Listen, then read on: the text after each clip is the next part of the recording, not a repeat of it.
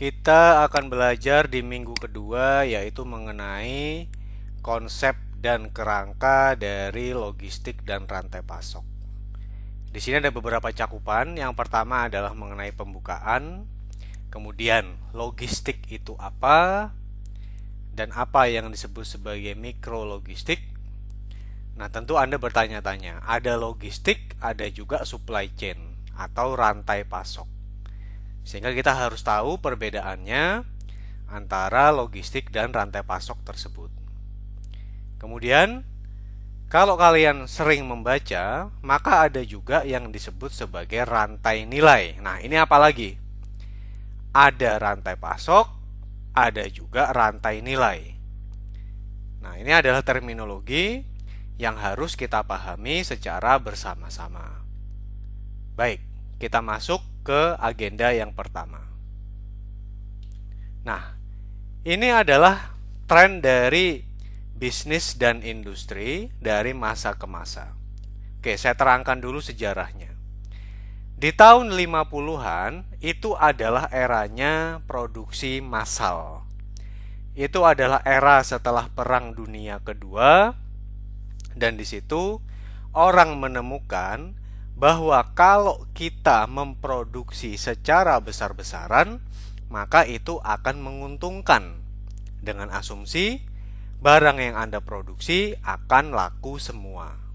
Nah, mengapa demikian? Dasarnya tentu saja adalah dari sisi biaya. Dengan adanya produksi massal tersebut, maka kalau Anda ingat, di akuntansi itu ada dua jenis biaya. Satu adalah biaya tetap, satu lagi adalah biaya variabel. Biaya tetap tidak tergantung seberapa Anda banyak produksi. Katakanlah, Anda produksi 1, dengan Anda produksi 1000, biaya tetapnya sama. Contohnya apa? Anda berjualan gorengan. Anda perlu menyediakan biaya tetapnya itu adalah gerobaknya dan juga wajannya. Mau Anda produksi 1 gorengan sehari atau 200 gorengan per hari, tidak ada bedanya. Tetap yang dikeluarkan. Nah, ini adalah eranya produksi massal, di mana waktu itu pusat produksi tentu saja ada di Amerika Serikat. Jepang belum berbicara banyak, baru kalah perang. Eropa pun masih hancur lebur. Amerika relatif tidak tersentuh. Itu adalah eranya produksi secara besar-besaran. Kemudian, di tahun 60-an adalah era di mana kita mulai getol dengan yang disebut sebagai bagaimana mengembangkan sebuah produk. Ya. Jadi kalau tadi produksi besar-besaran, kita mulai mencari keunikannya. Nah, di tahun 70-an ini Jepang mulai muncul. Sehingga di tahun 70-an ini Jepang terkenal bagaimana kita bisa memproduksi dengan murah. Caranya seperti apa? Di sini cikal bakal dari konsep just in time itu mulai muncul. Sebetulnya apa sih just in time itu? Apakah hanya jargon? Coba Anda bayangkan. Di Jawa Barat yang namanya di Karawang, itu banyak sekali perusahaan yang mengumpul di situ. Dan sebagian besar adalah perusahaan miliknya Jepang. Katakanlah Toyota ada di situ. Kemudian perusahaan supplier bautnya juga di situ. Supplier ban ada di situ. Artinya apa? Kalau dia perlu sesuatu dengan cepat, bisa disediakan saat itu juga. Itulah konsep just in time.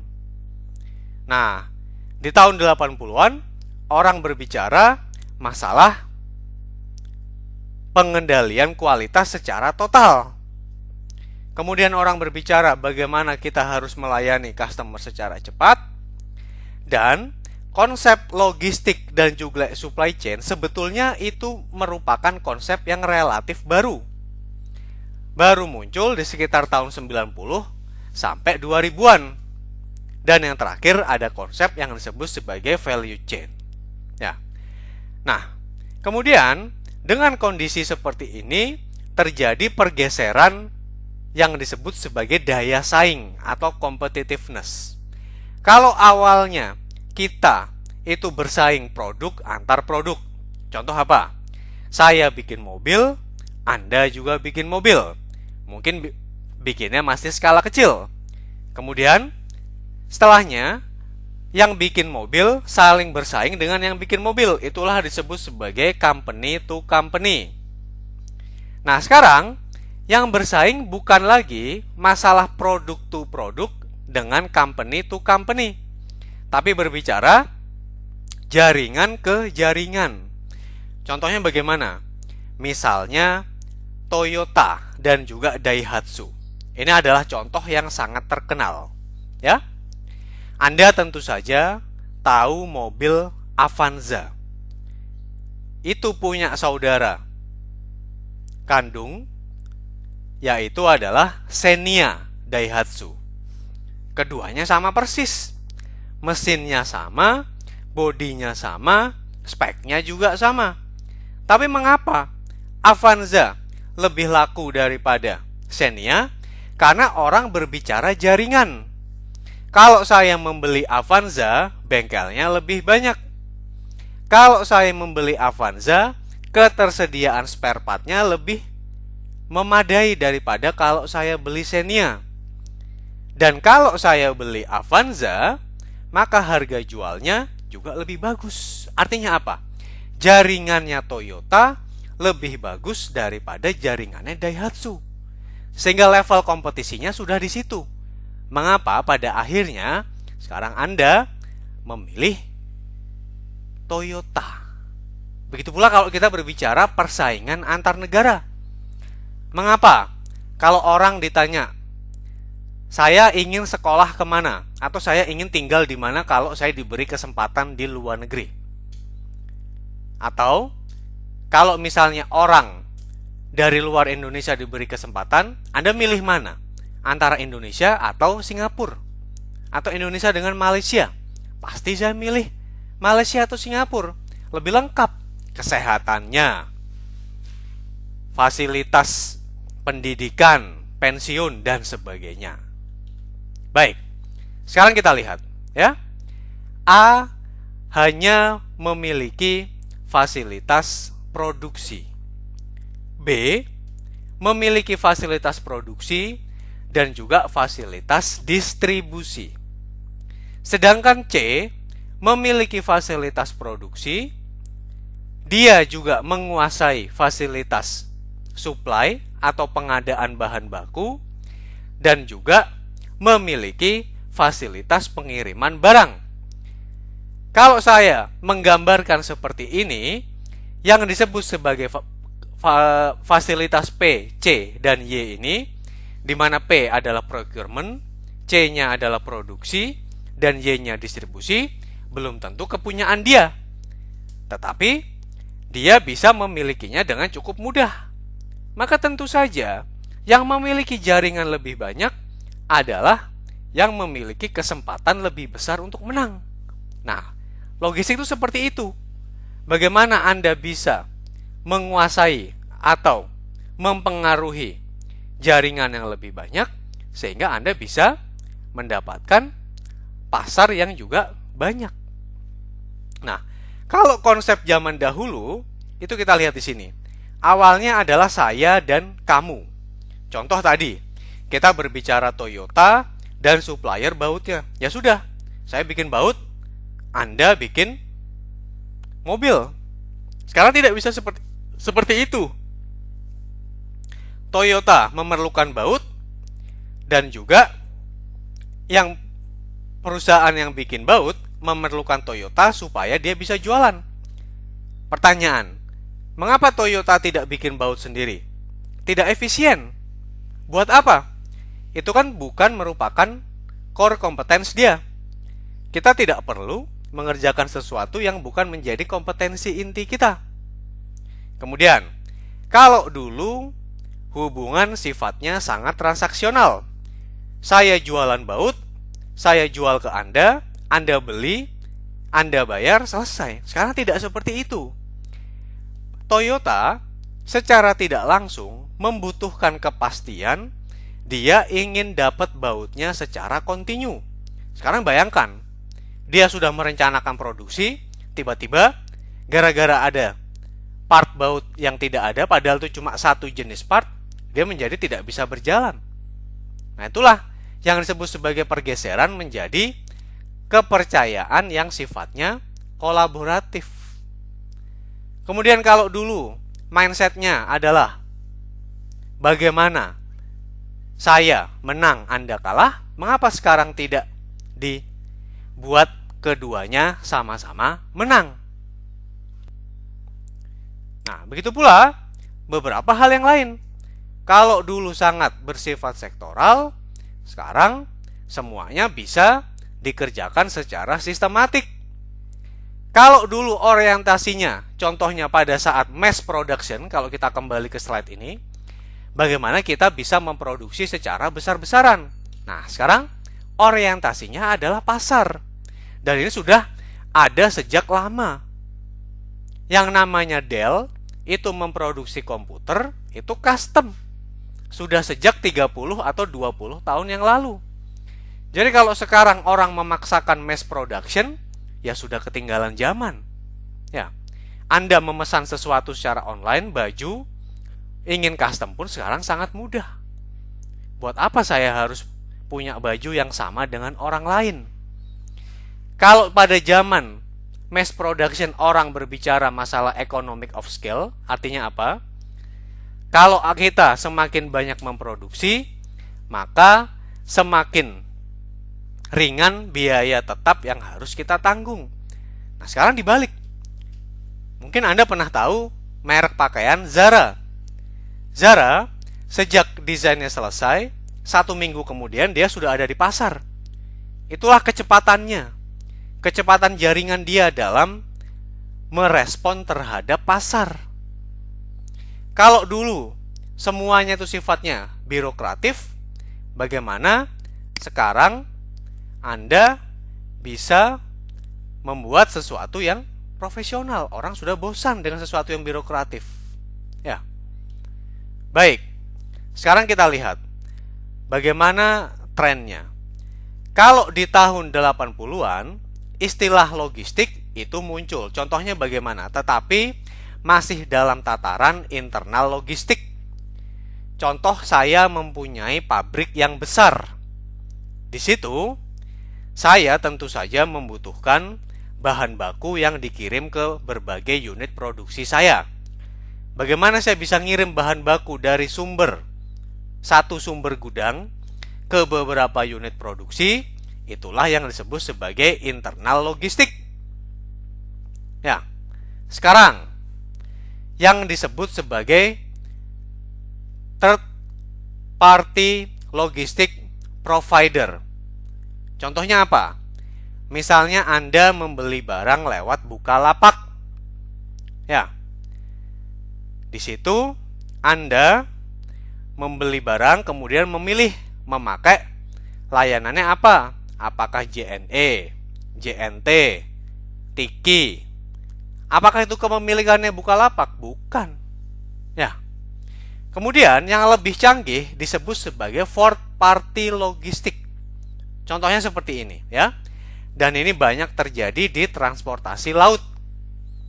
Misalnya saya ingin mengirimkan komoditas dari Lampung atau dari Bandung ke Cina. Saya perlu melakukan beberapa hal. Yang pertama, saya perlu mengirimkan barang saya dari Bandung ke Tanjung Priuk, itu menggunakan truk. Kemudian, setelah truknya sampai di Tanjung Priuk, saya perlu mengirimkannya dengan kapal laut. Tapi tidak cukup sampai di situ. Sebelum Anda mengirimkan dengan kapal laut, Anda harus melakukan booking tempat di kapal laut tersebut, sehingga kontainer Anda memiliki slot. Nah, fourth party logistik mengurusi itu semua. Dan yang mengurusi itu biasanya disebut sebagai freight forwarder. Apakah dia memiliki sumber daya truk? Apakah dia memiliki sumber daya kapal laut? Tidak. Dia hanya menghubungkan. Kemudian Anda mungkin bertanya, oh kalau begitu, berarti fourth party logistik ini adalah broker. Ya betul. Tapi apakah menjadi broker mudah? Tidak. Kalau Anda tidak pandai menghitung berapa biaya sewa truknya, berapa biaya sewa kapalnya, kemudian Anda memberikan harga ke customer, yaitu saya tadi, yang memerlukan pengiriman dari Bandung ke Cina, Anda bisa rugi. Contohnya apa lagi fourth party logistik? Kalau Anda cari di internet, ada punyanya Indonesia yang disebut sebagai PTS atau PTS.co. Itu adalah miliknya alumni Teknik Industri ITB. Itu pun sama. Anda mestinya pernah mendengar Brodo, produk sepatu. Bagaimana Brodo mengirimkan barangnya? Bukan dia yang mengurusi, tapi adalah PTS tadi, yang mana PTS bertindak sebagai fourth party logistik. Dia tidak punya resource. Keahlian dia adalah menghitung dan menghubungkan beberapa orang yang saling perlu. Baik, ya. Ini adalah perkembangan dari ilmu logistik di tahun 60-an itu. Jadi ya, kalau Anda lihat, logistik itu sangat mirip dengan teknik industri.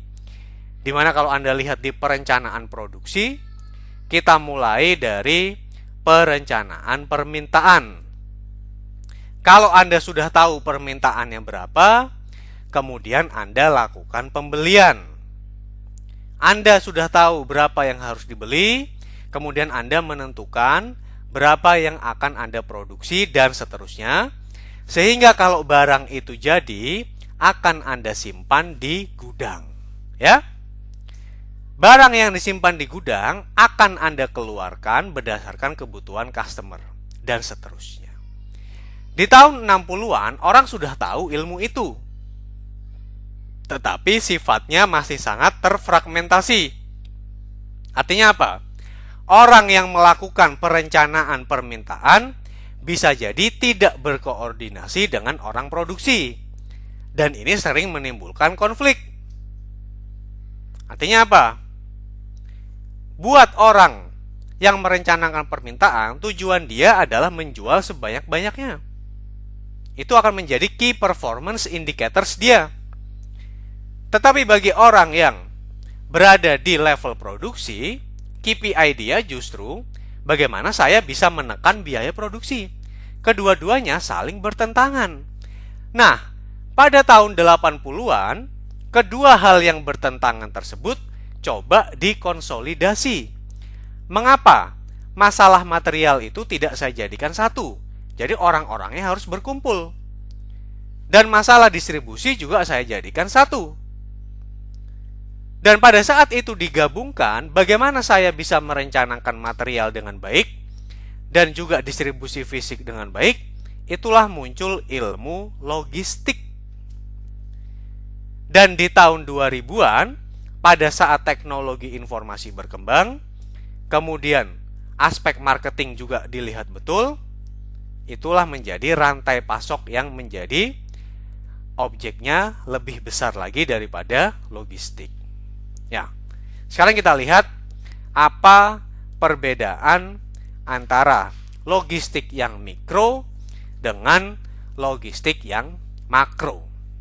Ya, di sini yang disebut sebagai mikro logistik, contohnya misalnya saya mengurusi sistem logistiknya di satu perusahaan. Ya, kemudian kalau yang bersifat meso, bagaimana saya bisa mengurusi beberapa jaringan logistik. Dan kalau yang makro, misalnya Anda mengurusi logistiknya sebuah negara.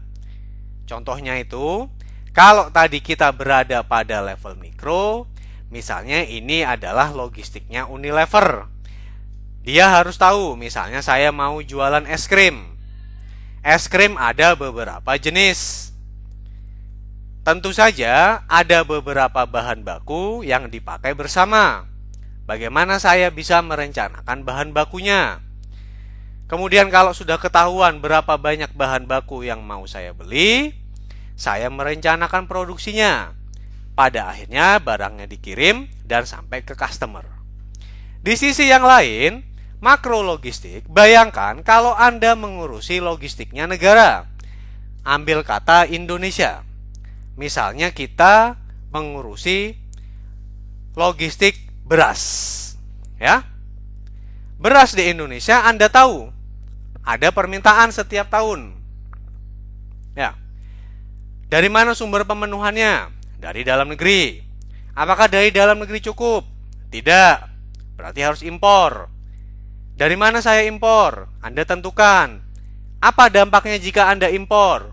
Oh, mungkin petani jadi tidak mau menanam padi lagi dan sebagainya. Sehingga tentu saja masalah makro logistik itu menjadi masalah yang sangat kompleks. Bayangkan sekarang secara logika. Kalau dipikir-pikir tentu saja aneh. Indonesia pulau kosong sebanyak itu tidak bisa cukup untuk membuat peternakan sapi sendiri. Kita tetap harus impor. Artinya apa? Berarti kan mungkin ada kepentingan yang dilindungi oleh pemerintah sebagai orang atau pihak yang melaksanakan logistik makro. Secara logika, kalau kita berbicara kepentingan orang banyak, tentu saja yang lebih murah bagi kita semua adalah kalau pemerintah memberikan insentif kepada sekelompok perusahaan nasional untuk membuat peternakan sapi. Dan daging sapinya itu cukup untuk dimanfaatkan oleh seluruh penduduk Indonesia. Tapi kan kenyataannya belum demikian. Kenyataannya kita lebih suka untuk melakukan impor. Ya. Baik. Sekarang kita berbicara masalah sistem logistik. Sistem logistik orang sering menyamakan dengan sistem transportasi. Karena apa? Ya, kalau Anda lihat di gambar ini, inilah titik asal. Misalnya apa? Titik asalnya itu adalah dari Anda mungkin disebutnya kilang padi atau tempat penggilingan padi. Kalau kata orang Jawa disebutnya selet, ya. Katakanlah asalnya ini adalah penggilingan padi. Anda kirimkan ke destination node-nya, misalnya pasar, ya. Kemudian barang yang ditransformasikan itu adalah beras. Ya. Karena di penggilingan padi tadi gabah sudah diubah menjadi beras dan dikirimkan katakanlah menggunakan truk. Seolah-olah logistik sama dengan transportasi. Tapi ada perbedaan yang sangat signifikan.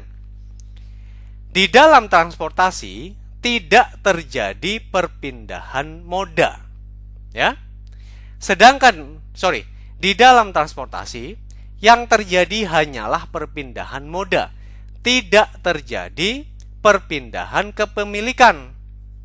Artinya kalau Anda ada di kacamatanya pelaku usaha transportasi, dalam hal ini adalah yang punya truk, tugas Anda adalah memindahkan truknya itu saja.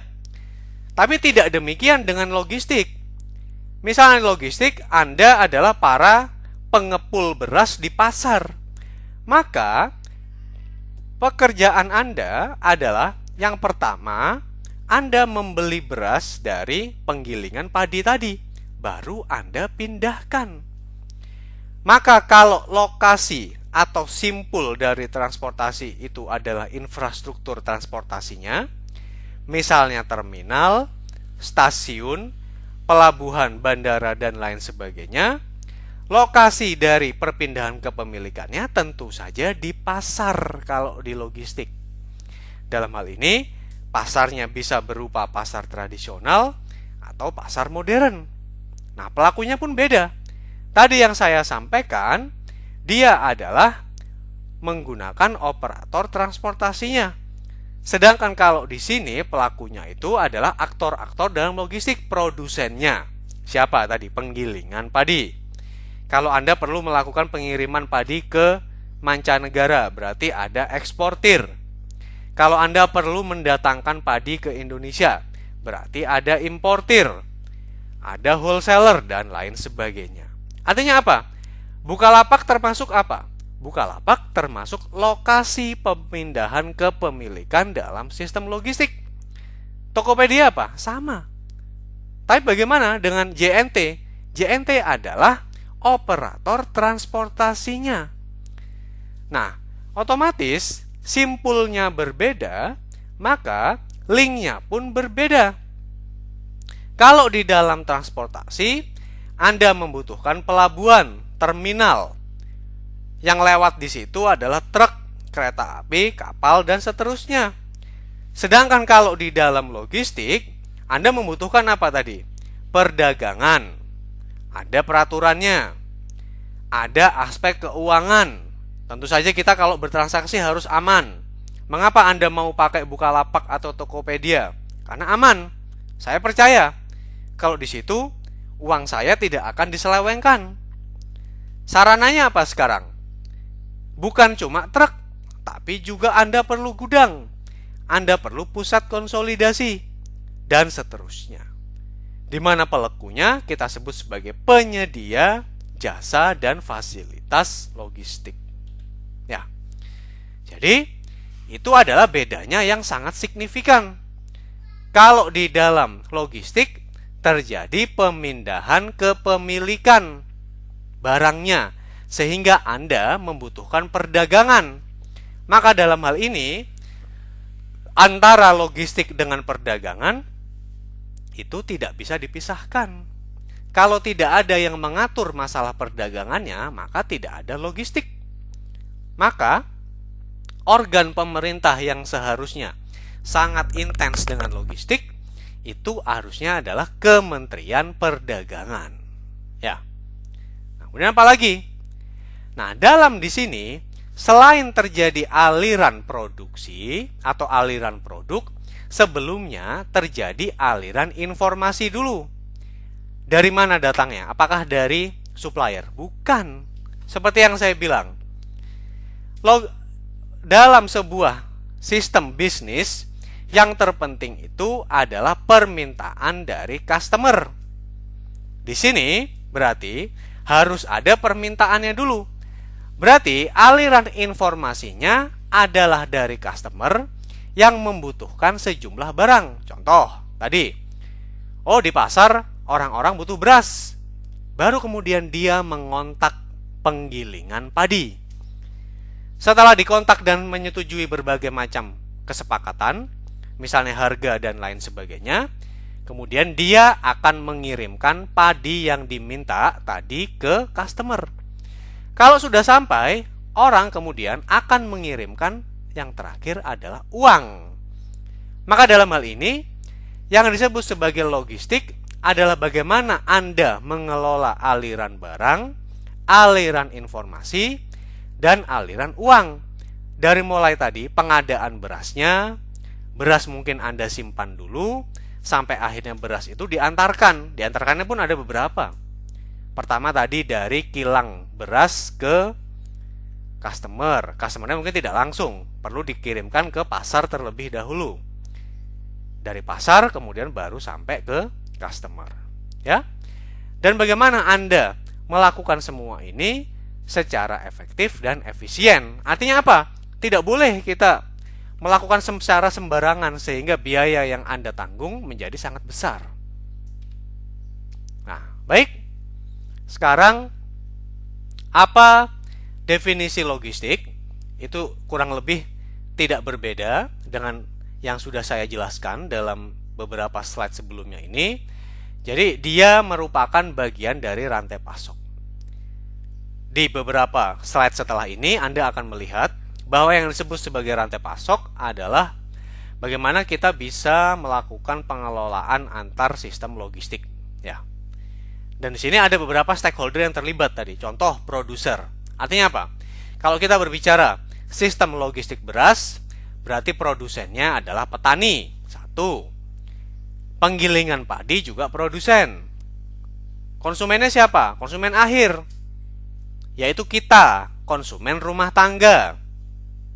Yang memakan padi atau memakan beras menjadi nasi. Selain konsumsi rumah tangga, ada juga konsumsi yang bersifat industri. Misalnya restoran, rumah makan, perusahaan. Ya. Siapa yang terlibat di sini? Pasar, pengepul, toko-toko. Regulatornya tentu saja pemerintah. Objek dari logistik ada berbagai macam. Dalam kasus beras yang tadi saya bilang, itu adalah bagian yang disebut barang bisnis logistik. Artinya apa? Barangnya komersil. Beras adalah barang yang komersil. Begitu pula kalau Anda berbicara logistiknya gula. Sama. Bagaimana dengan masalah defense logistik? Misalnya apa? Misalnya Anda mengadakan alustista, alat-alat untuk militer. Itu adalah logistik untuk defense. Nah, yang sering orang tidak kelola dengan baik adalah disaster logistik. Artinya apa? Misalnya tempo hari terjadi bencana di Palu dan sebagainya. Bagaimana kemudian kita bisa mengirimkan barang ke sana secara cepat? Kan orang membutuhkan. Itu adalah bagian juga dari logistik yang kita sebut sebagai disaster logistik. Atau bisa juga kalau dalam kondisi bencana orang membutuhkan uang. Bagaimana kita bisa mengirimkan uang tunai secara cepat? Dan itu adalah tugasnya Bank Indonesia. Nah, selain masalah barang, logistik juga bisa terkait dengan penumpang atau passengers.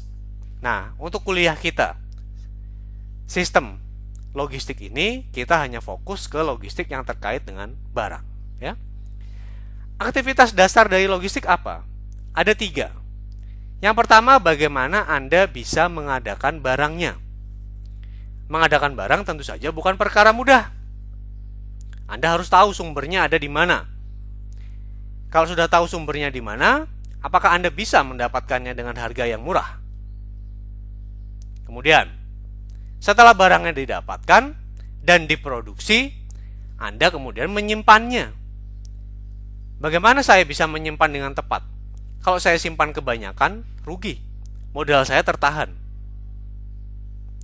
Kalau saya tidak simpan dengan banyak, saya juga rugi kalau orang butuh tidak bisa mendapatkannya, sehingga orang tidak lagi percaya dengan saya dalam hal ini. Nah, bagaimana juga dengan masalah pengiriman? Itu adalah masalah transportasi. Sehingga semuanya akan menjadi saling terkait. Nah, kalau kita lihat di sini, yang disebut sebagai distribusi itu adalah organ yang paling kecil. Bagaimana Anda bisa mengirimkan dari produsen sampai ke konsumen? Selesai. Itulah distribusi. Kalau Anda melibatkan supplier, dalam hal ini adalah supplier bahan baku. Tadi kalau saya, misalnya, saya memproduksi mobil, maka ada supplier baut, supplier ban, supplier dashboard, dan sebagainya. Kalau Anda gabungkan, itulah menjadi sistem logistik. Dan kalau Anda mempertimbangkan lagi bahan baku bautnya itu, misalnya dia adalah besi, baja, logam-logam, dan lain sebagainya, artinya bahan bakunya lagi, itulah disebut sebagai supply chain. Artinya apa? Di sini, kalau distribusi itu objeknya hanya barang jadi. Logistik, objeknya tidak cuma bahan jadi, tetapi juga bahan baku dan bahan setengah jadi. Logistik, dia mempertimbangkan suppliernya apa saja. Supply chain mempertimbangkan sampai dengan supplier bahan baku. Ya, kalau distribusi, dia hanya fokus dengan pengiriman bahan jadi. Nah, di situ Anda bisa memberikan bedanya. Ya. Nah, ini adalah misi dari logistik. Jadi di sini dalam logistik itu ada beberapa hal yang harus dijamin. Yang pertama, Anda harus mengirim produk yang tepat. Ya. Kalau Anda berbelanja online, kemudian Anda menerima barang yang salah, tentu Anda akan kecewa. Logistik pun sama. Kemudian, harus dikirimkan kepada customer yang tepat. Dan juga pada waktu yang tepat. Kalau Anda berbelanja online, Anda bisa memilih kapan barang itu akan dikirimkan, apakah besok malam atau besok siang, dan seterusnya. Pada tempat yang tepat, customer-nya tepat tapi tempatnya salah. Sudah saya bilang bahwa dikirimkannya ke kantor bukan ke rumah, tapi dikirimkan ke rumah. Dia salah membaca. Karena di database saya itu memang saya pernah memasukkan alamat rumah dan kantor. Tapi kan tidak boleh dicampur. Dia harus melihat yang saya pilih yang mana. Dalam kondisi yang tepat, saya menjanjikan barangnya tidak rusak, tidak cacat, ternyata ada yang rusak sedikit, tentu kecewa. Kuantitas tepat. Kalau saya sebagai customer mendapatkan barangnya lebih, saya senang. Tapi sebagai orang yang mengirimkan, tentu saja dia menderita sebuah kerugian, sehingga biayanya pun menjadi tidak tepat. Ya. Nah, ini dia. Ada beberapa peran dari logistik dan rantai pasok. Bagaimana pada saat barang itu ada saat dibutuhkan? Itulah yang disebut sebagai serviceability. Ya. Bagaimana kalau barangnya itu ada, ya, Anda bisa mendapatkannya dengan mudah. Contoh, ya, kalau kita berbicara Indomaret, ketersediaan barangnya bagus. Anda mencari apa saja, biasanya hampir selalu ada. Tapi tidak cuma masalah ketersediaan barang, keterjangkauan dari Indomaretnya pun sangat bagus. Anda bisa menemukan di tiap 1 kilometer katakanlah. Meskipun itu kalau kita berbicara dari sisi regulator belum tentu selalu baik ya. Karena bisa jadi masalah persaingan usahanya tidak sehat. Ya. Dan lain sebagainya. Sehingga tujuannya apa?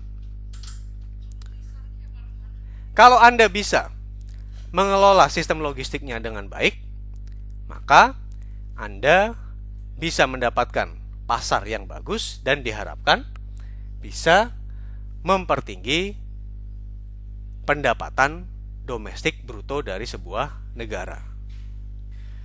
Mengapa logistik saya bilang bisa terkait dengan masalah daya saing bangsa, dan juga dalam ini kita ukur dengan GDP ya. Kan Anda sudah mendapatkan kuliah pengantar ekonomi.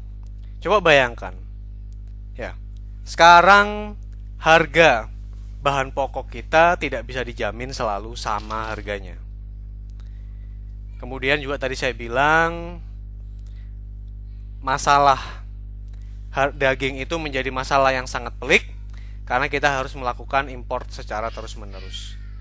Bagaimana kalau masalah bahan pokok itu bisa dikelola dengan baik? Artinya kan orang bisa mendapatkan barang dengan murah, sehingga dia tidak perlu mengeluarkan banyak uang, sehingga uangnya bisa dipakai untuk yang lain, katakan untuk pendidikan anaknya dan lain sebagainya, dan itu dalam jangka panjang akan merupakan sebuah investasi bagi negara. Artinya, kalau Anda lihat, ada sebuah laporan dari Bank Dunia, di situ menyebutkan bahwa logistik ini sangat berkaitan dengan PDB sebuah produksi. Di Indonesia, negara yang masih belum efisien, persentase biaya logistik terhadap PDB itu besar. Artinya kita bayang terjadi inefisiensi bandingkan dengan negara yang sangat efisien seperti Jepang atau Belanda. Persentasenya sangat kecil. Tidak ada disparitas harga barang. Anda beli beras di Kyoto dengan Anda beli beras di Tokyo, kurang lebih harganya sama. Sekarang bandingkan. Kalau saya beli beras di Bandung dengan beli beras di Papua, harganya sudah drastis. Karena apa? Terjadi inefisiensi transportasi dan lain sebagainya. Nah, kalau itu bisa ditangani dengan baik, Anda bayangkan bagaimana peningkatan atau kemajuan yang bisa didapatkan oleh Indonesia. Ya.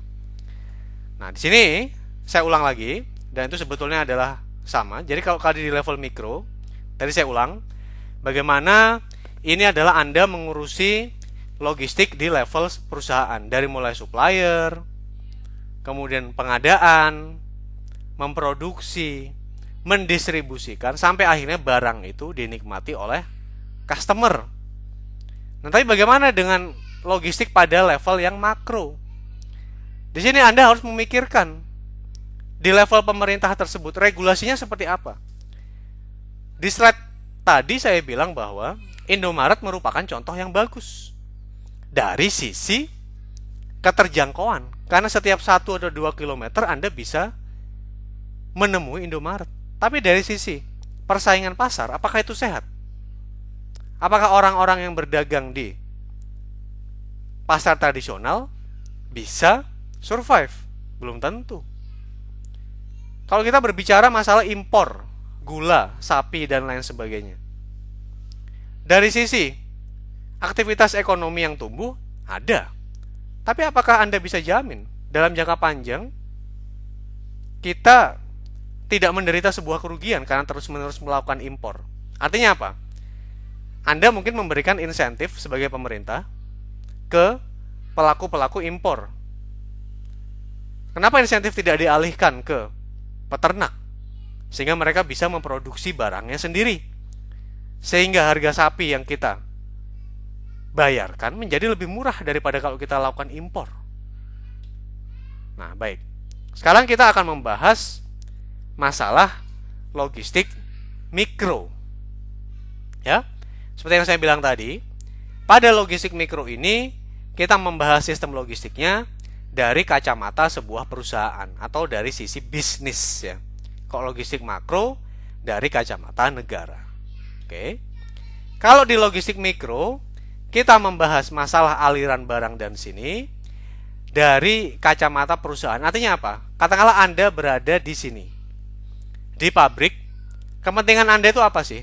Kan satu, bagaimana saya bisa mengadakan barang dari supplier-supplier saya dengan lancar. Berikutnya, kalau barangnya sudah lancar dan sudah saya produksi, dan asumsinya produksi ini Anda kendalikan sendiri, bagaimana saya bisa melakukan distribusi dengan baik juga? Nah, dengan cara seperti ini, maka apa yang harus Anda perhatikan? Pada saat saya melakukan pemesanan barang ke supplier, itulah yang disebut sebagai inbound logistik. Karena saya ingin mengadakan barang untuk keperluan pabrik saya sendiri. Sedangkan pada saat saya ingin mengirimkan barang untuk customer saya, itulah yang disebut sebagai outbound logistik. Bagaimana saya bisa mengirimkan barang untuk customer saya? Nah, untuk menangani kedua hal tersebut, baik inbound logistik maupun outbound logistik, apa yang harus saya perhatikan? Banyak. Yang pertama, infrastrukturnya. Apakah saya sudah memiliki infrastruktur yang memadai? Misalnya apa? Sistem informasinya, sistem keuangan saya, dan lain sebagainya. Dalam hal ini, keuangan disebut juga misalnya modal. Anda tidak bisa melaksanakan produksi kalau Anda tidak punya modal signifikan. Meskipun kalau kita sudah berada dalam tataran bisnis, modal tidak harus kita miliki sepenuhnya. Bisa aja kan Anda melakukan hutang.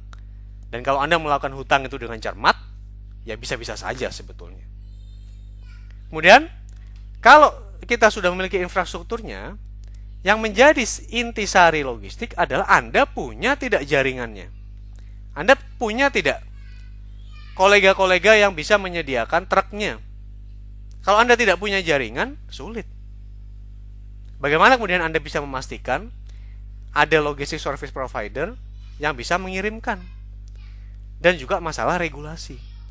Semuanya dibungkus dalam human resource. Ingat ya, di dalam dunia ini, mau Anda memiliki sumber daya sekaya apapun, tapi sumber daya manusia Anda payah, bisa dipastikan Anda tidak memiliki daya saing. Tapi tidak sebaliknya. Anda mungkin tidak memiliki banyak sumber daya. Alam maksud saya. SDA Anda terbatas. Tapi Anda memiliki sumber daya yang unggul. Maka Anda bisa sangat kompetitif dan contohnya sudah banyak. Kita lihat sekarang. Indonesia penduduknya 270 juta jiwa. Kita memiliki sumber daya alam dari Sabang sampai Merauke. Apa produk kita yang mendunia? Bandingkan sekarang misalnya dengan Swedia. Swedia, jumlah penduduknya, sebentar saya cek dulu. Dugaan saya mungkin tidak sampai 20 juta, mungkin bahkan tidak sampai 15 juta. Betul? Kalau kita cek, ternyata Swedia penduduknya cuma 10 juta. Apa produk yang unggul dari Swedia?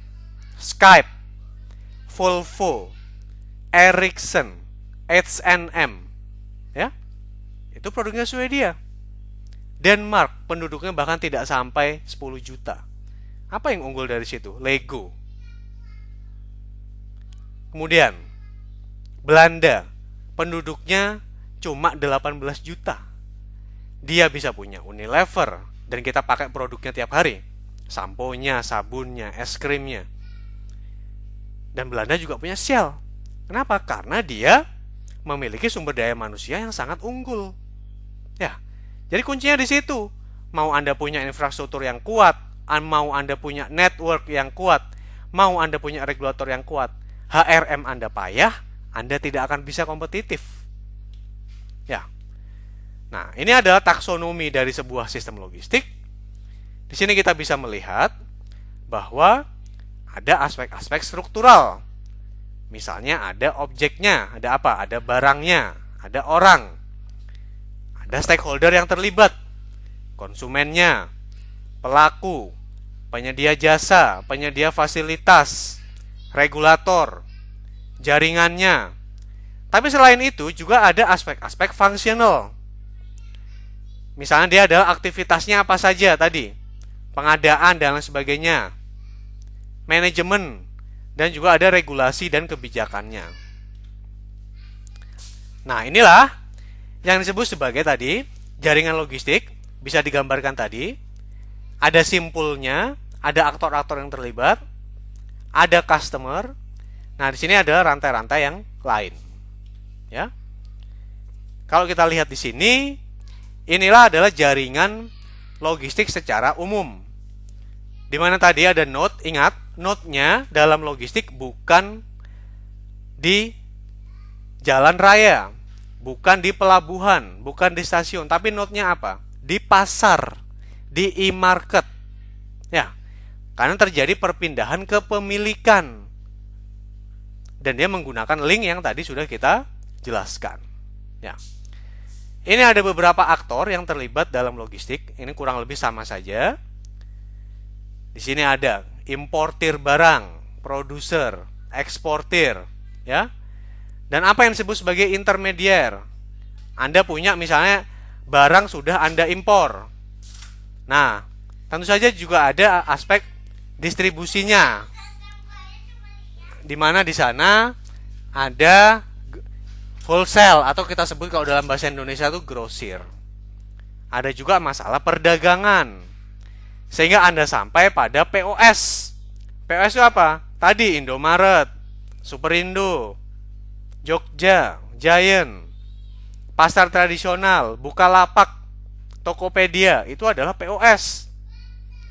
Sehingga barang Anda akan sampai ke konsumen akhir, di mana konsumennya bisa bersifat rumah tangga. Misalnya tadi saya mengkonsumsi beras untuk saya makan sehari-hari. Bisa juga industri. Misalnya saya mengkonsumsi berasnya industri itu untuk restoran, atau untuk pabrik kue yang membutuhkan beras, atau misalnya usaha kecil yang membutuhkan tepung beras dan sebagainya. Ya. Nah, apa yang disebut sebagai logistic service provider? Sesuai dengan namanya, logistic service provider atau LSP ini menyediakan jasa yang terkait dengan pelayanan kelogistikan. Nah, yang paling unggul tadi yang sudah saya contohkan, kita sebut sebagai forwarder. Dia tidak memiliki resource-nya. Dia tidak punya truk, tapi bisa menjanjikan kepada Anda, nanti barang Anda yang tadi saya mau kirim dari Bandung ke Cina itu bisa dijemput dengan truk jam sekian dan tiba di lokasi sekian. Kemudian dia akan disimpan dulu. Kalau sambil menunggu kapal, barangnya akan disimpan di gudang dekat pelabuhan. Dan dia sudah menguruskan dokumen ke pemerintah. Karena mengurus impor itu mengurus ekspor kalau tadi dari Bandung ke Cina, dokumennya banyak. Dan itu yang sudah dikerjakan semua oleh forwarder. Dan dia yang menghubungi shipper. Shipper itu adalah saya tadi yang ingin mengirimkan barangnya. Di mana consignee adalah yang akan menerima barangnya. Ingat, shipper adalah yang mengirimkan barang, consignee adalah yang menerima barang. Semuanya dia uruskan. Sehingga Anda tinggal terima beres. Asal Anda mau bayar, barang Anda akan sampai ke Cina. Itulah yang dikerjakan oleh forwarder. Seolah-olah broker, tapi tentu saja dia tahu ilmunya. Sehingga meskipun broker, dia bisa mengirimkan dengan efisien. Nah, berikutnya di sini, apa yang disebut sebagai logistic facility provider? Kalau di slide sebelumnya, itu terkait dengan aspek servisnya, yaitu jasa apa yang saya berikan. Di sini kita terkait dengan fasilitasnya. Apa yang saya berikan? Fasilitasnya. Misalnya, saya mengelola pelabuhan. Saya mengelola bandara. Saya mengelola gudang. Contohnya kalau di Indonesia, perusahaan pergudangan misalnya BGR. Bisa juga saya mengelola kereta yang khusus untuk barang. Contohnya yang dimiliki kereta api. Dia punya anak perusahaan yang namanya itu Kaalok.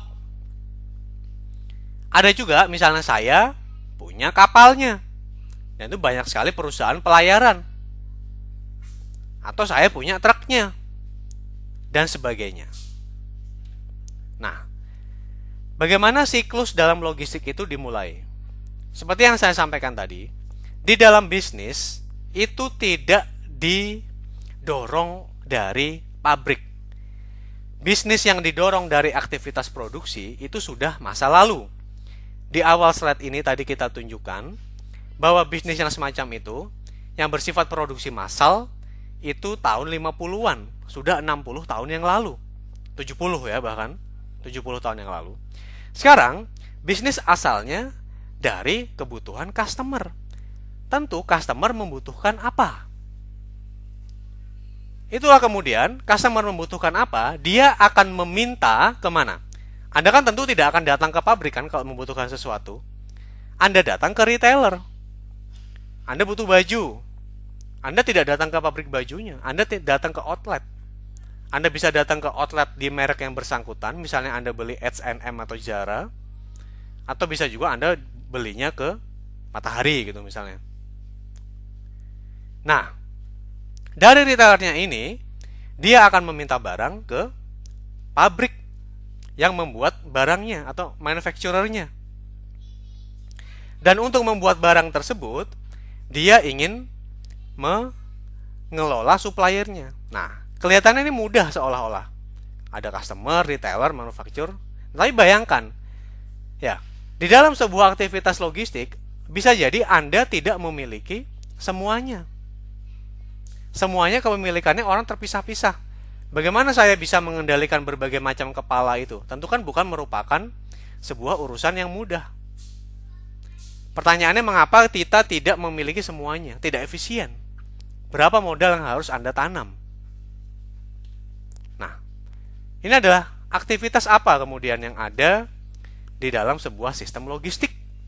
Ya, jadi tadi customer mengirimkan kebutuhannya apa, sehingga toko tahu inventorinya harus disediakan berapa banyak. Toko meminta ke pabrik, pabrik tahu harus mengirimkan berapa unit barang, transportasi, dan juga gudang yang disimpan tuh ukurannya berapa banyak dan seterusnya. Ya. Nah, ini adalah beberapa manajemen dalam logistik. Saya rasa tidak terlalu berbeda dengan apa yang saya sampaikan di beberapa slide sebelumnya dan silahkan Anda baca sendiri bagian ini. Baik, sekarang kalau tadi kita sudah berbicara masalah sistem logistik, berikutnya kita berbicara masalah sistem rantai pasok. Nah, apa yang dimaksud sebagai sistem rantai pasok? Kita lihat ya. Kalau kita lihat definisinya dari Lembaga Rantai Pasok Internasional atau Council of Supply Chain Management. Anda bisa cek di internet. Di sini dibilang bahwa rantai pasok itu adalah jaringan dari beberapa organisasi yang terkoneksi dan dia sebetulnya berdiri sendiri tetapi saling terkait. Ya. Bagaimana dia bisa bekerja sama untuk mengendalikan, mengatur, dan meningkatkan kinerja aliran material dan juga informasi dari supplier ke end user. Ya. Di sini contohnya apa? Yang disebut sebagai jaringan global. Oke. Nanti kalau Anda sudah bekerja, Anda akan sering ke luar negeri, ya. Dan di situ Anda lihat sekarang trennya itu penerbangan-penerbangan menggunakan kode penerbangan bersama. Artinya apa? Anda membeli tiket di Garuda Indonesia untuk jurusan Jakarta ke Amsterdam, bisa jadi yang naik pesawat Garudanya cuma dari Jakarta ke Singapura, ke Changi. Dari Changi ke Amsterdam, Anda bisa naik pesawatnya KLM atau bisa naik pesawatnya Air France. Karena semuanya saling menggunakan sharing code. Zaman dulu, kalau Anda berbicara masalah sharing code ini 70 tahun yang lalu, di era 50-an, orang akan menertawakan. Buat apa kita membagi keuntungan dengan orang lain? Tapi sekarang justru, kalau Anda berdiri sendiri, itu justru Anda akan rugi. Ya, buat apa saya tiap hari memasang pesawat dari Jakarta ke Amsterdam, padahal penumpangnya tidak selalu penuh? Dari kacamata Garuda Indonesia, dari KLM pun dia memiliki pendapat yang sama. Sehingga mengapa tidak saya bergabung, tapi tetap mempertahankan keunikan masing-masing dengan pricing masing-masing. Dan orang mungkin sudah punya pilihan. Contoh, saya sebagai pegawai negeri mungkin memiliki preferensi untuk menggunakan Garuda Indonesia. Orang Belanda mungkin ingin naik KLM satu, karena dia ingin mendapatkan pelayanan dari pramugari KLM dan lain sebagainya. Ya, begitu pula masalah gudang. Dulu orang berbicara, saya membangun gudang untuk pabrik saya sendiri. Sekarang kan sudah bukan zamannya lagi. Kenapa tidak saya menyewa gudang, kemudian gudang itu saya manfaatkan secara bersama-sama? Sehingga ongkos penyewaan gudangnya bisa saya tanggung untuk banyak perusahaan, tidak cuma perusahaan saya. Nah, begitu pula kalau Anda berbicara masalah pembelian bahan baku. Contoh tadi, misalnya Toyota dengan Honda sama-sama membutuhkan baut. Mengapa pembeliannya tidak dilakukan bersama? Mungkin saya kan akan menikmati keuntungan berupa biaya transportasi yang lebih kecil. Katakanlah masing-masing membutuhkan 50 bautnya, padahal kapasitas truknya 100. Kalau saya membeli sendiri-sendiri, maka Honda akan membutuhkan satu truk, kemudian Toyota membutuhkan satu truk, di mana satu truk biayanya adalah 1.000. Jadi Honda mengeluarkan 1.000, Toyota mengeluarkan 1.000. Sedangkan kalau saya membeli secara bersama-sama, karena demand-nya Toyota 50 dan demand-nya Honda 50, keduanya cukup di dalam truk saya yang kapasitasnya 100. Saya punya satu truk cukup. Saya cuma perlu mengeluarkan ongkos 1.000. Dan itu saya bagi dua. Sehingga saya bisa ongkosnya cuma 500, mungkin ditambah sedikit. Dari titik yang mutual atau titik yang sama, kemudian dibagi berapa ke Toyota, kemudian dia balik lagi ke Honda. Paling tambahannya cuma 100 atau 150. Tetap kita untung. Nah, orang sudah berpikir demikian. Karena kenapa? Mindsetnya sudah berbeda. Orang tidak takut membeli baut secara bersama-sama. Karena dia tahu, orang membeli Honda mungkin karena sudah percaya dengan mereknya. Mungkin percaya dengan bengkelnya. Mungkin percaya dengan after sales-nya. Nah, sehingga ini pun sama. Artinya kalau kita berbicara supply chain, ya, kalau jadi kita lihat, di sini ada masalah produksi. kemudian barang itu dikirimkan, dan Anda membutuhkan supplier. Kalau tadi kita lihat definisinya, kalau dari pabrik sampai ke distribusi, itulah yang disebut sebagai transportasi. Kalau dari pabrik melibatkan supplier level pertama, itulah yang disebut sebagai logistik. Dan kalau Anda mempertimbangkan pemasok bahan baku dari supplier tire yang pertama tadi, itulah yang disebut sebagai rantai pasok. Nah, bagaimana kemudian kita bisa berkolaborasi di sini? Jadi sudah bukan zamannya kalau menurut saya orang berbicara hanya melulu persaingan. Mengapa kita tidak mengedepankan masalah kerjasamanya? Nah, sehingga kita lihat di sini apa yang diharapkan sebetulnya dari kerjasama tersebut. Tentu saja kita bisa mempercepat waktu ke customer. Waktu apa yang dimaksud? Ada dua. Yang pertama adalah waktu dari desain itu selesai sampai barang itu selesai diproduksi. Yang kedua tentu saja adalah waktu pengiriman barangnya sendiri. Tadi contohnya kalau Zara, dari desain sampai barang itu jadi tiba di toko 1 minggu, bayangkan. Itu adalah kolaborasi yang luar biasa. Dan Zara dalam hal ini bekerja sama dengan produk pakaian yang lain. Saya membeli bahan baku mungkin bersama-sama dengan H&M atau Uniqlo, sehingga dia tidak perlu melakukannya sendiri-sendiri. Nah, ini pun sama. Jadi, dari sebuah tempat ini Anda bisa melakukan konsolidasi ke banyak tempat. Nah, ini apa yang diurus oleh supply chain management ini, ya?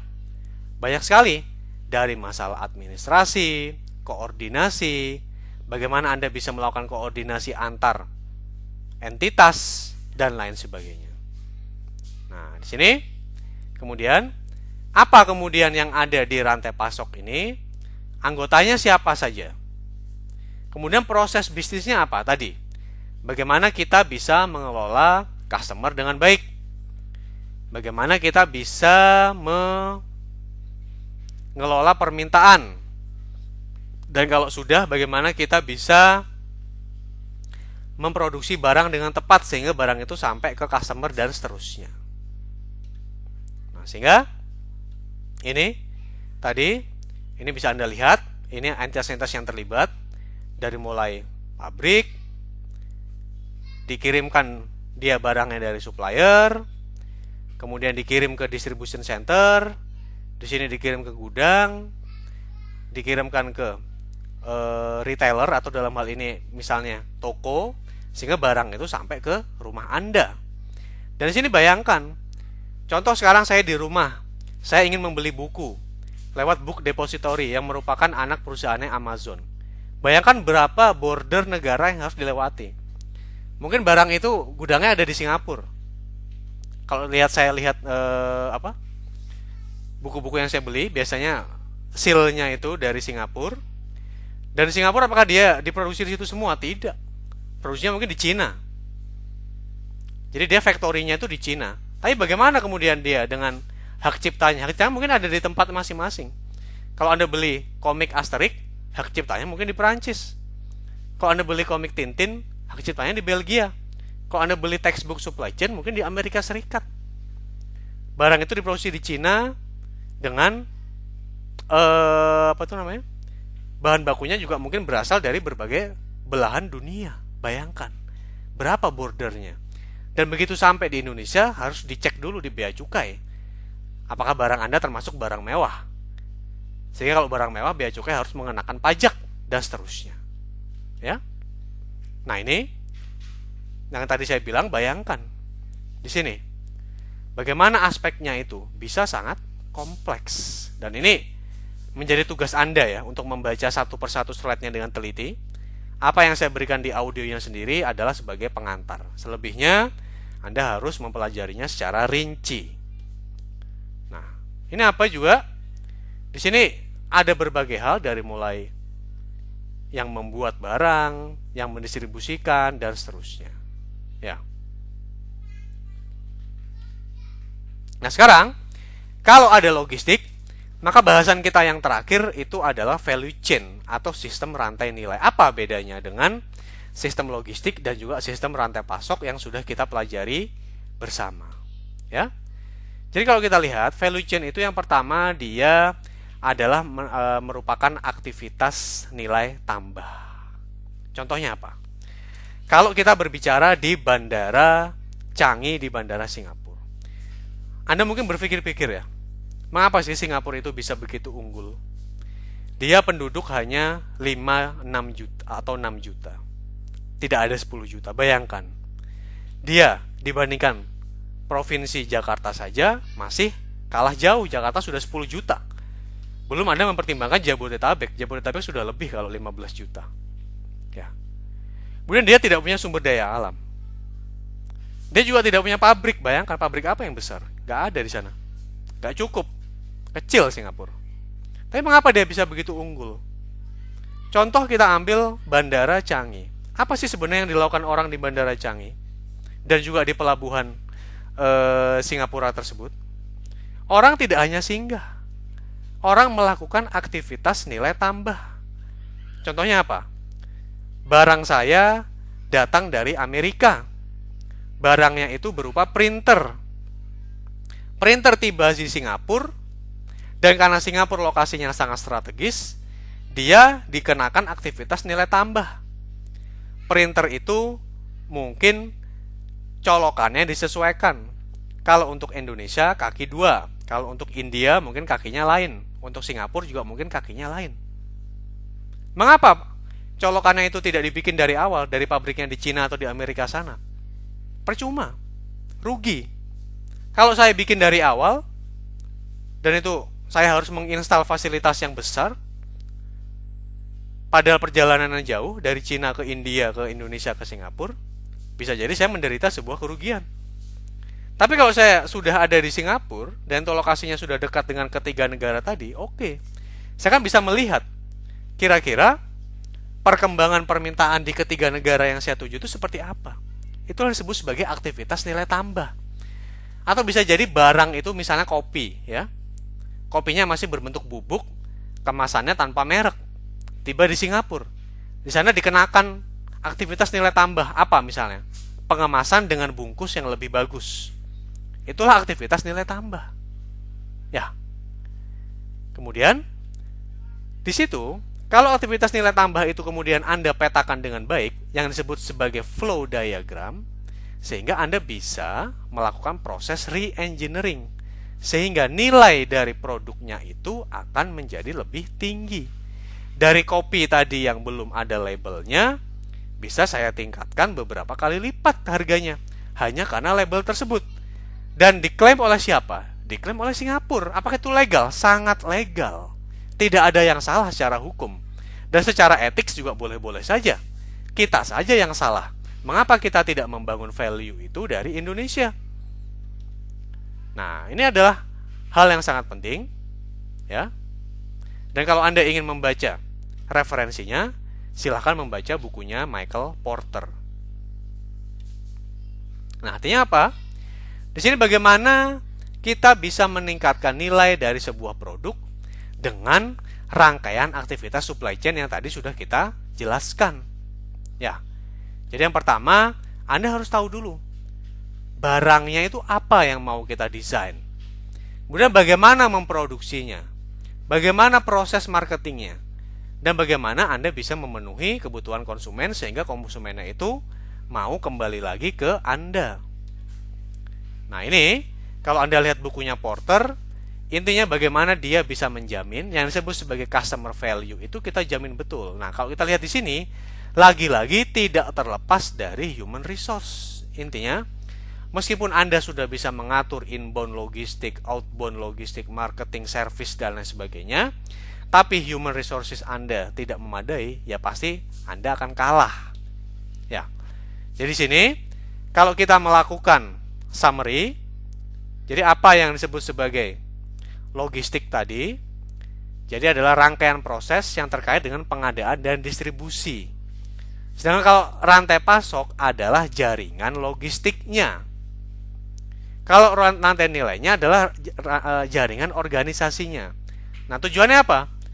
Logistik Anda ingin mengirimkan barang secara efisien. Rantai pasok saya ingin memenuhi kepuasan pelanggan tersebut. Sedangkan kalau rantai nilai, bagaimana saya bisa meningkatkan daya saingnya?